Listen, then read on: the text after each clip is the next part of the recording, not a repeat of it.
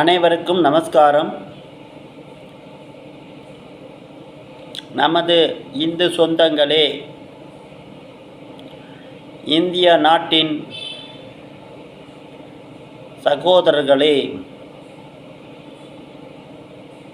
நம் நாடு எங்கே போய்க் கொண்டிருக்கிறது என்பதை சிந்திக்கும் காலம் வந்துவிட்டது. இளைஞர்களே, இளைய சமுதாயமே, நமது நாட்டின் பெருமையை முன்னோர்கள் வரலாறு படைத்துவிட்டு சென்றார்கள்.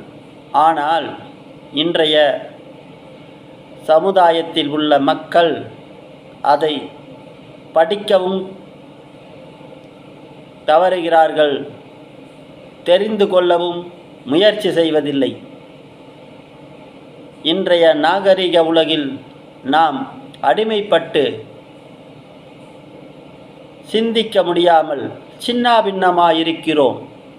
தயவு செய்து இளைஞர்களே, இளைய சமுதாயமே, உங்களுக்கு குடியிருக்க வீடு வேண்டும், நாடு வேண்டும் என்றால் சிந்திங்கள். உங்களுடைய நாடு இது என்று உங்களுடைய சந்ததிகள் நன்றாக வாழ வேண்டும் என்று நினைத்தீர்களானால் சமுதாயத்திற்காக பாடுபடுங்கள். நமது இந்து சமுதாயம் கொஞ்சம் கொஞ்சமாக அழிந்து கொண்டிருக்கிறது என்பதை நினைவில் வைத்துக் கொள்ளுங்கள். இனிமேல் உங்கள் எதிர்காலம், உங்கள் சந்ததிகளின் எதிர்காலம் உங்கள் கையில் உள்ளது என்பதை புரிந்து கொள்ளுங்கள். ஆகவே நாம் நமது அடையாளத்தையும் நமது திருநாட்டையும் வேறு ஒருவருக்கு அள்ளி கொடுக்கிறோம் என்பதை சிந்தியுங்கள்.